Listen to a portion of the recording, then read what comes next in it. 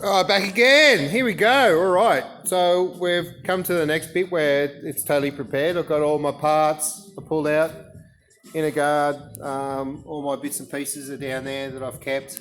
You can see I've taped it all up.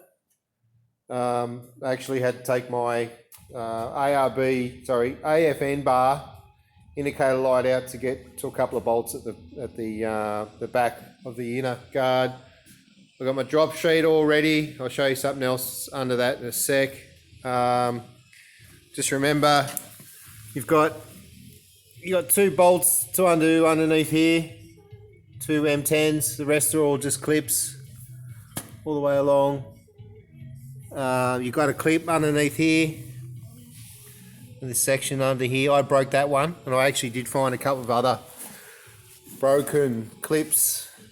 But always just get in there and just check. That's that 4-drive hub system I was talking about. Okay, so this hose here, try not to drop it off. I believe that's one of the airbag sensors at the front there. Certainly looks like it.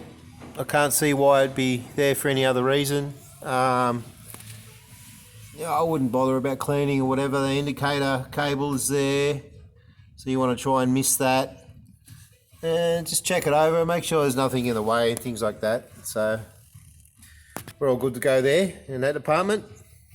So, all right, I chose not to take my wheel off for this because I'm pretty confident that I'll get in there and be okay. So that's all taped up. I want to run through what's underneath the bonnet here. Okay, so I've taken another cover here. It's sitting down here. All right, so you've got to remove this cover here, and that's the inlet. Oh, let's get rid of that light. That's the inlet for the 2 M10 bolts on top there. I'll take the inlet rubber hose, the air intake. Here it is here. I took it off completely. I did want to show you something underneath it here. Now you'll find you'll have 2 holes here from factory. Highly advised to fill them up. That is likely to suck in big time. Regardless if you've got an AirTech snorkel. Some of the AirTech, this snorkel, maybe Safari, if they bring it out, they might actually bring plugs to put them in. You have another couple of holes underneath the air filter in here, but I'd leave them because that's fairly high.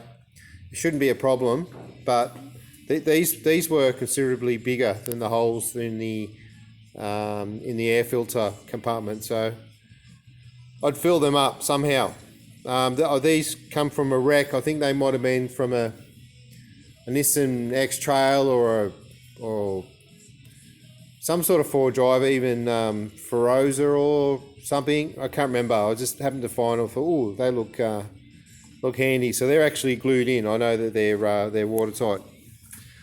So yeah, so that's about it. But when I put this on, I might actually put a couple of hose clamps over there and over this one as well. The one comes with this one factory for the kit. I think this one here could do with a clamp on it as well.